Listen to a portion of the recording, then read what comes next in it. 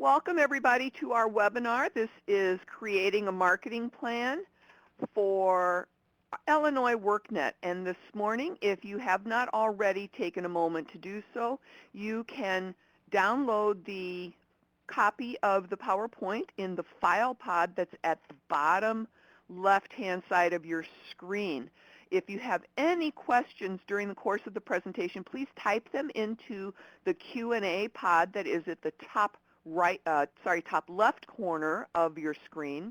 If at any time you are on computer speakers and you have problems hearing, you are welcome to dial into the phone number at 866-821-1611, and we will welcome you to the call, and you can hear us much better then.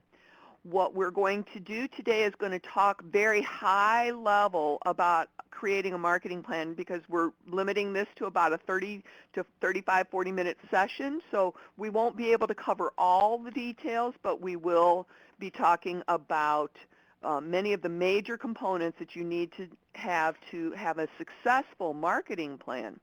And as we can see right on our screen right now, we have a guest speaker, Ann Fulmer, who is the Director of Operations of the Special Gifts Theater. I'm going to let Ann tell you a little bit more about herself, but I met Ann as part of her marketing program that she teaches at Benedictine University for their MBA program.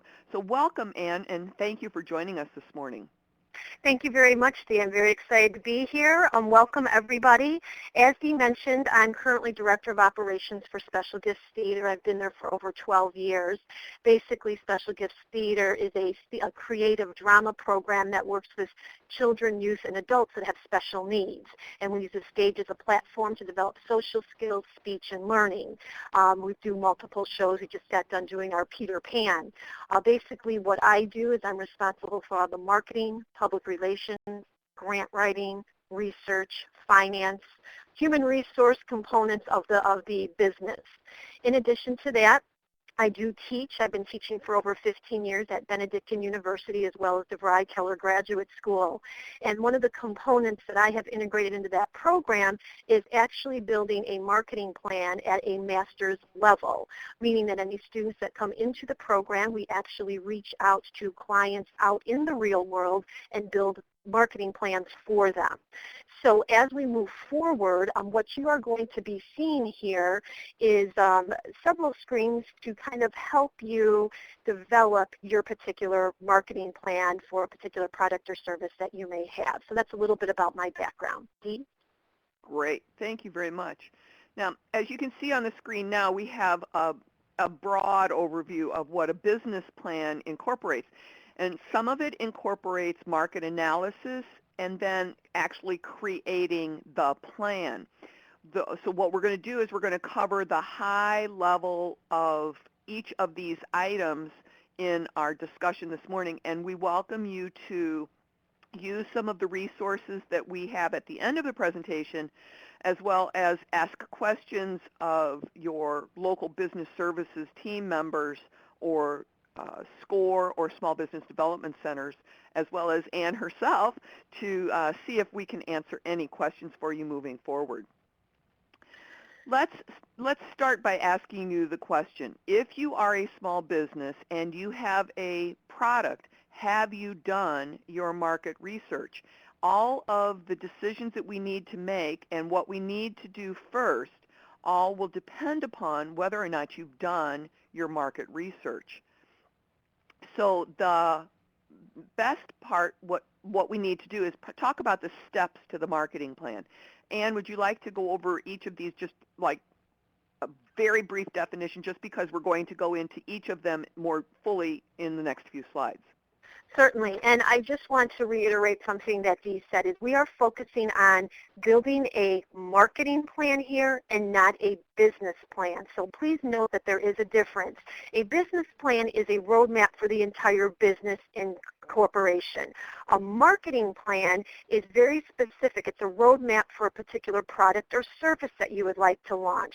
So if you're on this call, obviously you're interested in creating a marketing plan for a product or service. And as Dee mentioned, you do want to make sure that you've done some market research relevant to, is the product or service something that the market is requiring? Is there a need out there? Will this be successful? So once you've identified, yes, I got a great product, I got a great service, I want to go to market with this, I need to put a plan together. Here are some of the basic steps or components that go into a marketing plan. Now, you can go online, and there's some resources, as Dee mentioned, we have at the end, and there's all different types of marketing plans, all types of things that can go into a marketing plan. But this is an excellent base to work from as far as what should be incorporated into a marketing plan. You're going to clearly identify what your product or service is, what your target market is. You're going to identify your situation analysis, which is a SWOT, your strengths, weakness, opportunities, and threats. Take a look at your competition, identify some goals for yourself, and then how you're going to accomplish those goals through strategies and tactics. You're going to put together a marketing program, including the promotions, a budget, and then you're going to evaluate the success of that marketing plan. So that's it in a nutshell. We don't need to go any further, right, Ann? That's right. Everybody have a great day. All right. So when we're going to identify a product or service, what do we really want to do? Okay, so without a product or service, as it says here, you're not going to have a company. So you need to identify what is the function, what is the purpose, and what are your particular goals. So when you're running your marketing plan, very clearly within the plan, you're going to identify what your product or service is. You are just not going to say, my product is shoes. It is, what are the shoes? What sizes do the shoes come in? What colors are they? What materials are they made of? Anything and everything that describes your product or your service. If it's possible to incorporate a picture, believe it or not, in your marketing plan, to actually have a visual of what it is that you are trying to promote or to market. One of the things that is not covered here, and sometimes you'll find at the onset of a marketing plan, is a mission and or vision for your particular company or product that you're doing. So that's actually another conversation for another time, but that's something that you're going to want to think about, is what is the mission? What is the purpose that you are trying to achieve in developing this marketing plan? And then clearly identifying what your product or service is, giving very specific details on that product or service. All right, great.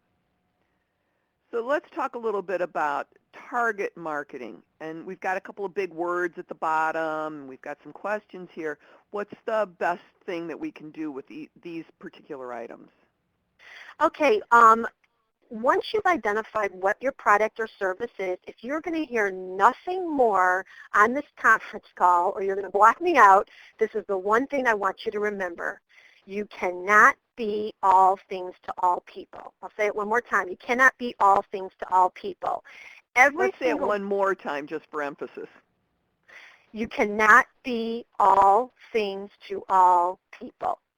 Excellent. Every single product or service out there has a specific target market that you are going to be going after. Believe it or not everybody wants bottled water. Not everyone's going to go to that Mexican restaurant. Your target market at that rehab facility, there's a specific market for everything you're going after. So these big words on the bottom, you need to clearly identify in your marketing plan who your target market is. You're taking a look at their demographics. Where do they live? The psychographics, what drives them? The geographics, their age, their income, all those types of components are integrated in here. So once you take a look at your entire market, we then segment the market into different markets, and then you position and talk directly to that particular market itself. See? All right. One of the things that we need to talk a little bit about, there's 4 words that come into play with this target market information. And let me know if you need to add anything else to these words. Measurable. You can estimate, if it's measurable, you can estimate how many people or companies are in the segment. Is it accessible? By by seeing if it's accessible, you can reach the segment through available means. Is it compatible? Meaning, is the segment that you're considering consistent with the overall goals of the company? And is it substantial? And this is a really important thing, too, I believe. Is the segment large enough to justify the development of products or services just for that segment? Is there anything that you want to add to that?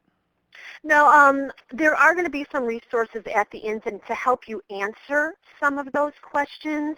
You're depending on who your target market is, if it's a consumer or if it's a business, if it's a B2C or B2B is what we call it.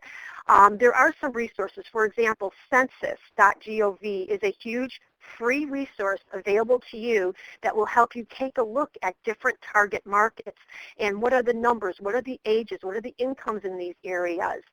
City-data.org is another one that's going to be in the back of this presentation that drives down a little bit more specifically about particular areas. And then hoovers.com is a great database of resources that are available when you're really trying to take a look at businesses and what's out there and what is their market share and what do they have to offer. All of those pieces help shape your particular target market. That's great. And we have those references listed for you in the end of the presentation and also on a screen if you're here on the presentation live. So let's talk a little bit about situation analysis and measuring the competition. Great. Many of you may be familiar with a situation analysis. So again, I'm going to talk at a very high level with this. Situation analysis is simply your SWOT analysis. Taking a look at your product or service and what are your strengths, weaknesses, opportunities, or threats. So once again, as you're creating a marketing plan, the first thing you're identifying is your product and service. You're clearly describing that. You're then clearly identifying who your target market is. Then the next section you're working on is the SWOT. Sort of what Dee is displaying on the screen here, for those of you that can see it, you can actually put it in a square format like this in each section. And the important thing you need to be asking yourself is when you're looking at your strengths and weaknesses, what are your internal strengths and weaknesses of your company, of your product, of the service that you have to offer. When you look at the opportunities and threats, there you're looking at the external factors that are facing you. So in both cases, you want to be careful how you state your strength, weakness, opportunity, or threat. So for example, if I said to all of you, staffing, well, when I say staffing, is that a strength of your product or service, or is it a weakness? If it is a strength of the company, you need to state it as that. So for example, when we're talking about staffing, a strength, it would be stated as a strength by saying qualified, educated staff that have worked with our company for over 10 years. So that's a great way to list a strength. On the flip side, if you wanted to list a staff as a weakness, you would then say something like difficulty to recruit staffing to understand product or the specialty of the product, or staff has limited experience within field. So that might be a way to state a weakness. So that's kind of a high-level strength, weakness, opportunity, or threat. And if you want to add to that. When it comes to, well, we also have this form on Illinois WorkNet, and I've included the link to that form at the bottom of the page here, and it will be in our closing slides. The one thing that you need to think about, too, is what are the features versus the benefits? And not all the time is that going to be clear to a person, so you need to be able to understand what your features and the benefits of those features are over what your competition has. And as you mentioned competition, that's one other thing that's in this particular area of the marketing plan.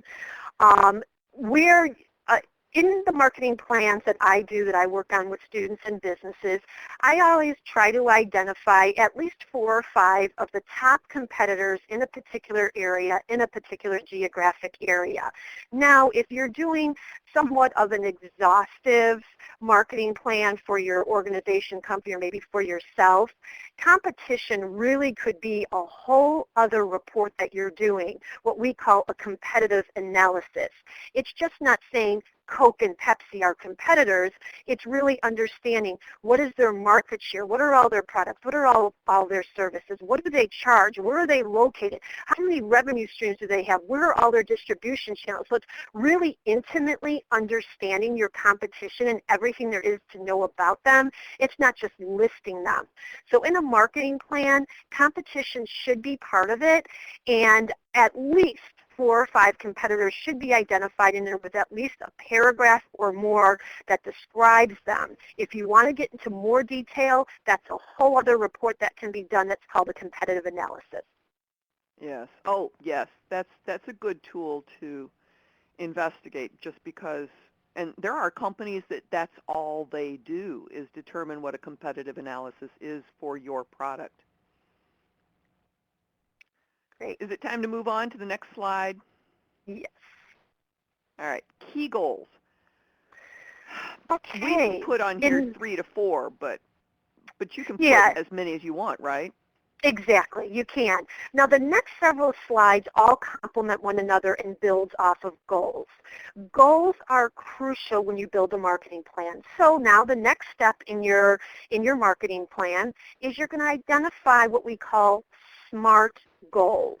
And Dee, if you could go a couple screens ahead, we have a PowerPoint here called goals, or a screen. And these goals, you want them to be SMART, meaning they're sensible, measurable, achievable, realistic, and with a timetable.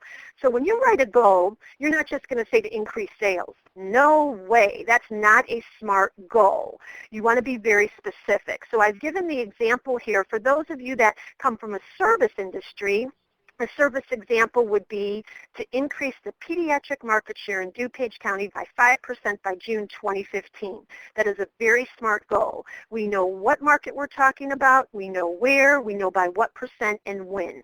For those of you that operate more on the product side, here's an example of a product. To increase Chicagoland market share on Fulmer fudge by 15% by December 2015. Again, very specific. I do want to highlight something that I just did a presentation last night in my class at Benedictine University, and our client was UPS. They had come in, and we built a marketing plan for their 3D printing that they're launching. And one of the comments that came back from that owner of the company was the goals. He said, wow, he says, the goals that the teams came up with were SMART goals. We very seldom see that in the corporate world, and that's something that we really, really appreciate, that you guys have developed SMART goals. So that also really drives your marketing plan. So key goals are important, and as I mentioned, 3 or 4, but it certainly can be more, as Dee alluded to. Sure. So let's go back to this, and let's talk just a little bit about what are the difference here. What you just explained in the example was we had increase, which would be a non-financial goal, and then increase by X percentage would be a financial one, or am I getting those correct? Yeah, a financial goal is something where you're catching dollars to. You want to increase sales by so much. And a non-financial goal may be something that has to do with creating awareness for your product, or maybe it's developing an advertising campaign of some sort. And then as we move into the long-term and short-term goals, typically when you write a marketing plan, I would not, and when you write these goals, you can have long-term and short-term goals, but a marketing plan really shouldn't be more than 2 or 3 years. Most of the marketing plans I write, especially because these are companies that are generally launching a new product or service, go about a year, year and a half out. don't go beyond 3 years, because when you go beyond that, too much changes in the environment, and your marketing plan after the first couple of years, you're going to have to start making changes to it. So don't go too far out with those marketing plans. Good. And would a non-financial goal possibly be, I'm sorry, a non-financial goal, would that be like increasing units sold, or would that still relate to financial? That could be a non-financial goal. I guess if you're talking units, and oftentimes, this is a good question. I work a lot with finance departments, marketing and finance. Although they often go head-to-head, they need to work closely together. And oftentimes, finance will help drive some of the decisions with maybe how many units or how many sales to help with the break-even points, et cetera, which we'll be getting to in just a few slides ahead when we talk about the budget. Okay. So now, moving forward, we have strategies and tactics. Great. So now you know how to write a SMART goal. Again, sensible, measurable, achievable, realistic, with a timetable. Every single goal then should at least have 1 or 2 strategies attached to it, along with some tactics. So the question that you're asking yourself is, once you have your goal, how am I going to achieve that goal? And that's through your strategy. Then you ask yourself, how am I going to achieve that strategy? And that's through my tactic. So it's sort of like a funnel. It starts wide and then gets more specific. So if we go on to the next slide, we've got the goal slide, which is next, which we covered, slide 11. Then go on to the next one. So here we have a strategy. So let me give you an example. The goal that I gave you for the service example was to increase the pediatric market share in DuPage County by 5% by June 2015. How am I going to do that? I'm going to increase the number of sales calls in DuPage County made each month from 20 to 30 calls. That is your strategy. So if I go back to the product example, the goal that we identified in an earlier slide was to increase Chicagoland market share on Fulmer fudge by 15% by December 2015.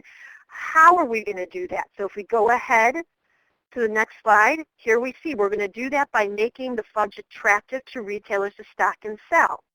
Now you ask yourself the questions again posed to these strategies to get to your tactics. So the strategy for the service example, to increase the number of sales calls, how am I going to do that? Go to the next one, screen 13. How am I going to increase that? Well, here I'm going to do it through my tactics. On my service example, I'm going to obtain a current list of pediatric physicians from professional sources, and I'm going to initiate calls and schedule visits. So you're getting much more specific. Let's flip back again to slide 12. The product example, the strategy was to make fudge attractive to retailers to stock and sell. Well, how am I going to be able to do that? Well, I'm going to do it through my tactics, which is on the next slide. I'm going to make my fudge attractive by offering incentives to stock the product, participate in co-op advertising, and set up sample booths. So all of these slides, the goals, strategies, and tactics, all work together, all build off one another, and that will further drive your marketing plan. Great. It kind of sounds like have a plan and work your plan. Exactly. So once you've got all these goals, strategies, and tactics in place, I'm guessing that there'll be a variety of things that will come out of that. Some of that might be promotions that you're going to want to develop. Many of it will have to do with again, some of the financial goals you're setting, or evaluation tools such as surveys and things you might want to put in place, which leads us to the next section of the marketing plan. So once you've identified, now you've got your goals. Once you've got your goals, you've got to take a look at this. We have something called the marketing mix or marketing program. And I see one of our guests is very familiar with Kotler's marketing management textbook. And if you've done your homework, you know that product, place, price, and promotion date back to 1975. These are what we call the 4 Ps that have been in place for many, many years, as I mentioned. Since that time, some of the other Ps that have been added are people, positioning, but the 4 Ps in your marketing plan that I'm referencing are product, place, price, and promotion. So in this section of the marketing plan, again, you recap your product. You're going to say, Ann, you just told us that the first section of the marketing plan was about the product and service, and you're correct. In the first section of that marketing plan, you're telling anything and everything there is to know about your product or service. But when you come to the marketing program of the plan, here you're just recapping in about a paragraph, just restating, summarizing what your product or service is. Then the places, where can I physically get the product? It is not placement. It's not where it sits on the shelf. Places, where can I get your product? Is it online? Is it a brick and mortar store? Is it a phone number I call? Is it on Facebook or social media? Where is it that I can get that product? Price? That's pretty self-explanatory. What is the price that you're going to be charging? Is it a fee? Is it a fare? Is it a dollar amount? Again, that varies depending on a product or service. And then we also have promotion. And we, off to the left of the slide, we're just going to get into promotion a little bit more. And this is right away when people think marketing, they think advertising, they think telemarketing, they think the commercials and radio spots, and that's naturally where our minds go first. But hopefully, as you've seen, as we're, believe it or not, almost done with this presentation, hopefully you've seen that before you can even start talking about promotions, you have a lot of work you need to do on the front end, from target markets and setting goals and your situation analysis.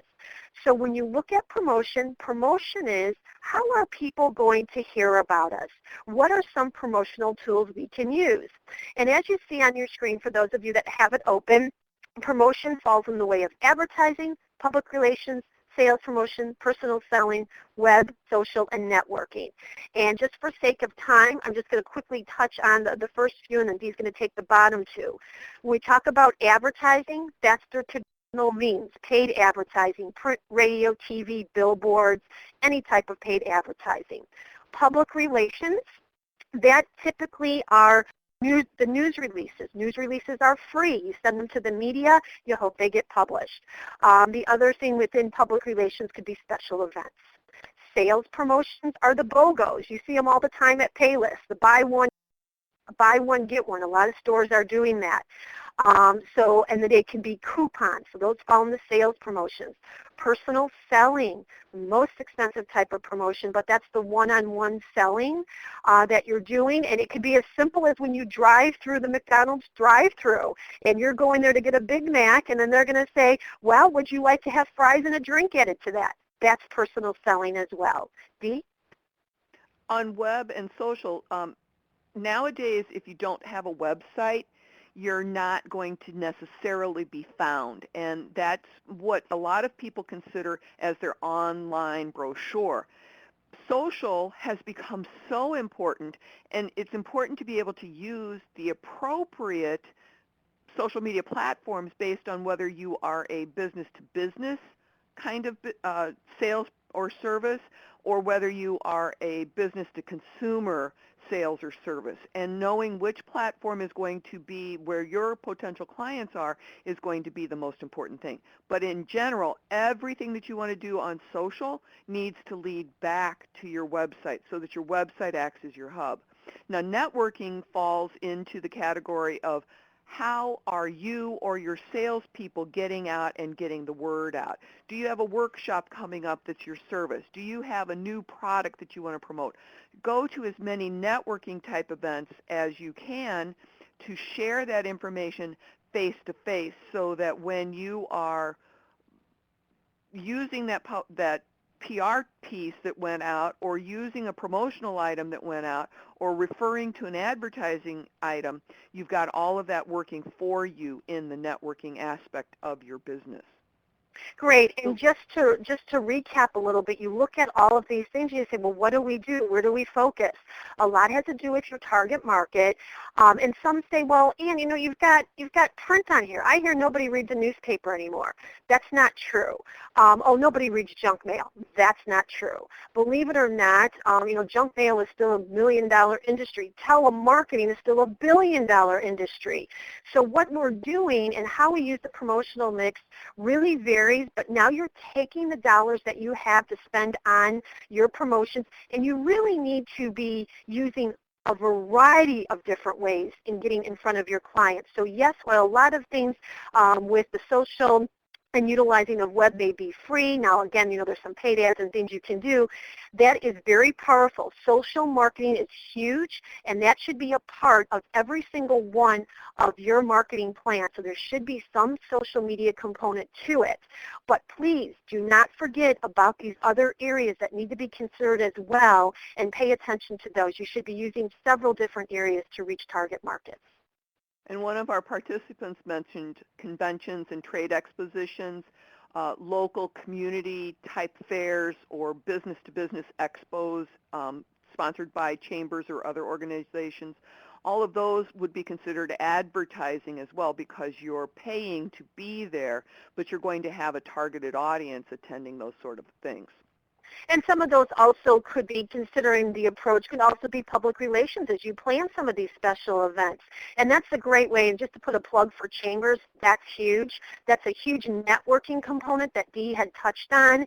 And for those of you that are not sure if you should get involved with chambers in that, I think it's definitely something to look into. And there are a lot of perks once you do join a chamber with some of the services that they can offer you as well to help promote your business. I wholeheartedly agree. Budget. Great. Again, watching the time, I'm not going to spend a lot of time on this other than mentioning that these are three basic components in a marketing plan that should be built in. Often the help and the need for the development of this comes from a finance department. They're the experts. They're the ones that will help you construct your marketing plans. For those of you that are like, well, I'm doing something myself, I don't have a finance department, and you're not sure what a break-even analysis is, we've got some resources in the back, but almost as we reference this Kotler marketing management textbook, I use that at one university. There's a few other textbooks out there, one by Curran and Hartley and Rudelis, a marketing textbook. Right around chapter 13 of every marketing textbook, there will be something on budgets and break-even points in the financial component. So it gives you a very quick review on, okay, how do I figure this out? The expense forecast is simply taking a look at all the promotions that you want to put in place. What do those things cost, and what am I looking at? Now, individuals will come to me and say, well, how much should I put for promotional expenses? Some people will come and say, Ann, I have no money for budgets or for promotions. What can you do? And believe it or not, there's some creative things that you can do with no money. Some will say, I have $2,000 a year. And some of the bigger companies, they take anywhere between 3 to 5% of their sales and then put that into their promotions, the development of their promotions. And then finally, sales forecast. You want to try to estimate as a result of the promotions you're doing, what do I look like my sales are going to be? How are they going to increase? Typically, at the time you implement a promotion, give yourself about 4 to 6 weeks to see some feedback from that. So if you're sending out a coupon or a direct mail piece, generally, on an average, it takes 4 to 6 weeks to see a bump in those sales. See? Yes. Now, is marketing considered an administrative expense? Would it be on a fixed cost, or is it one of those other kind of costs? Well, marketing is not I come from a non-for-profit world, and we don't want to put things in administrative costs. So a lot of some of those in the organization might be within the fundraising cost of the organization. We have, depending on how your different companies are set up, usually there is some type of marketing budget that they will give you, or that when you go into and you say, hey, I've got this fabulous idea, I want to put together this plan, you should have some type of budget that you're going to be working with, and within those means, maybe you're putting up $10,000 of your own money, and within that, you need to put together a plan like this, and then of that, maybe budget X% of dollars that will help with the promotion and marketing.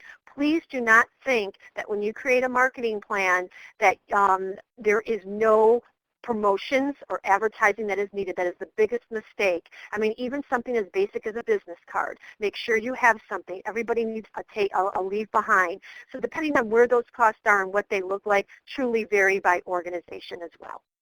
True. Now, we've got a question from the audience. that does this marketing relate to targeting the luxury market, selling home decor luxury products? Marketing is marketing is marketing. You might just, like Ann said, for a not-for-profit, your costs and your tactics might be more guerrilla type marketing versus a luxury market. You might have a huge budget that you can spend on those leave behind items or the promotional items that you might want to use. But you still need to target your market, find out what your demographics are, do all of the other items that we've talked about in this presentation today, and just make sure that you're following through and working your plan. And that is a great question, and I have written probably over 65 different marketing plans, and I've used this base for all of them. Things from a candy store to a restaurant to a park district to a pet crematorium to a salon and hair spa to a high-end chaos-to-order custom luxury closet organizer. These components are extremely important no matter what business, and don't let anybody tell you that you do not need a marketing plan for a business, because you do. That's usually the one thing that's often forgotten about, saying, oh, I need a marketing plan. I don't know what I'm marketing. How do I do this? And that's one of the areas that definitely need to be incorporated in what you're looking at doing. All right.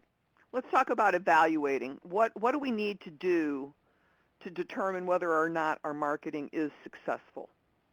Great. And the best way to implement evaluation monitors is simply to go back and look at the goals that you've identified early on. We had mentioned 3 or 4 goals, but you may have 6, 7, or 8 goals that you want to accomplish. What you want to do is you go back and look at each of those goals and say, how am I going to measure the success of this goal? So let's say one of your goals is to utilize social media, to implement a social media campaign. Well, how are you going to measure the success of that? And when you're measuring the success of that, that will vary on, let's say you're using Facebook or Twitter or all these other components. You can go back and say, how many hits are on Facebook? How many likes did I have? What type of traffic did I drive? Did I increase any interest in these particular areas? When you're looking at goals and you have a financial goal, sales goals are fairly easy from the standpoint of, okay, well, my goal was to increase sales by $10,000 by the end of the month or by the end of the quarter. You go back to your financial reports and take a look at that and say, okay, where was I at the start, and now where am I a quarter later? Did I achieve that $10,000? So you use your goals as a base to come up with your evaluation. And one more comment I have on the screen is anytime you develop an evaluation monitor, I would absolutely positively recommend some type of feedback mechanism, some type of survey that is a great evaluation tool that goes out to your clients or customers to ask them, how did they hear about you? Definitely ask that question. You want to know what's working. How are people hearing about you? If they're constantly seeing that ad that you place, then you want to do that. If you've got this billboard that nobody seems to see, maybe you don't want to do that. So put some type of evaluation in place, getting feedback, getting their comments. Are they satisfied with the product or service that you're offering, and giving them that opportunity to share their thoughts with you. Great. That's a great idea there. What we have now, I just didn't get that out of my mouth right. What we have now is a list of resources, and all of these are in the handout. Do you want to touch on any of these individually? I think I hit a couple of them in the presentation, the city data, the Hoovers. If you want, some of you may like to see an example of a marketing plan, and my recommendation would be towards the bottom. It says marketing plans, mplans.com. Is a good resource to go to see basically what they're doing is they're selling you a software package to help create the marketing plans. But what I like that site for is I could see how they address these different sections that we've talked about, and they actually have examples of different industries that have written marketing plans. Great, great, great, great. All right. Time for questions. If anybody from the audience has a question that we need to answer that we haven't already addressed during the course of the presentation, you can type those into the Q&A section right now. And while you're doing that, I'd like to thank Ann Fulmer very much for sharing her knowledge and expertise with us. If you would like to contact her in the future, her email address is at the bottom of the screen, and that is in your presentation. That is in the file pod in the lower left-hand corner. What I want to do right now is move us over to a survey set of questions. We like to do this monitoring ourselves about our webinars. And in the pod at the top right here, we have a set of the links that you can click on to have them be live, so that you can click on them, and then they will browse you to that link so that you can see them in your own time. All these resources are available for you. So let's see, we have one more question here from the audience. Are you familiar with any companies that help create free websites for small business owners? One of the things that you can do is you do need to pay for hosting or for your domain name. If you go to a company like GoDaddy or One-on-One, they will have inexpensive website options for you.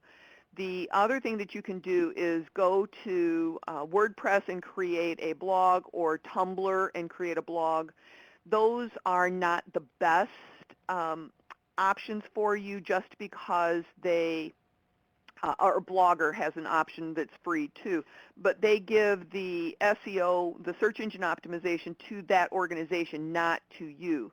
So one of the things that I would highly recommend is, if nothing else, spend the $20 for your domain name, get an email associated with that domain name, and then put up a very inexpensive, short website, if nothing else, that is a couple of pages, and if you can add a blog to it, that helps keep your website fresh. As long as you're writing on the blog, then you can get that search engine optimization going on a regular basis. And one thing that I would like to interject here, as I mentioned, I'm a professor at Benedictine and DeVry universities, and I have implemented a program where I bring in businesses, and my students, under my direction, write marketing plans for free for businesses. Especially if you're local here, I would be more than happy to add your business, if you're interested, onto my list, and we would learn about your company in one visit, and then over 8 weeks we develop and write a marketing plan for you, and then when you come in week 9, and the students actually present it for you. And I hear that one of you are interested in a website.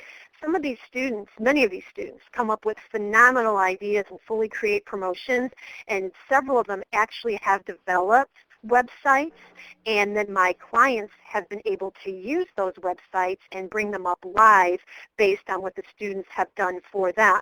So if that's something you're interested, Dee did provide you with my email. Shoot an email to me. Tell me a little bit about your business, who you are, what your interests are, and it's great for students to earn a course credit, and it's a free marketing plan for you. These marketing plans on the low end start anywhere from $1,500 to $2,000. If you go hire somebody in Chicago, it's going to cost you thousands and thousands of dollars to put together a marketing plan, but this is a great way to launch your business or to put together a marketing plan that has some structure and expertise that you might be looking for. Ann, are you familiar with any particular third-party tools? Someone's asking something about, such as Snap Retail. Have you ever heard of that one? I haven't heard of that one. No, I have not heard of that. There's 800 social media tools alone, and knowing all of them is very difficult. One tool that I use to help with scheduling posts is Hootsuite and Buffer. So I'll type those into the chat pod, but that's just a hard area. There's different ones that are appropriate for different target audiences. So knowing which one to use will take a little bit of research based on your particular type of market. We have another question. Ann, can you repeat which school can they send their information to?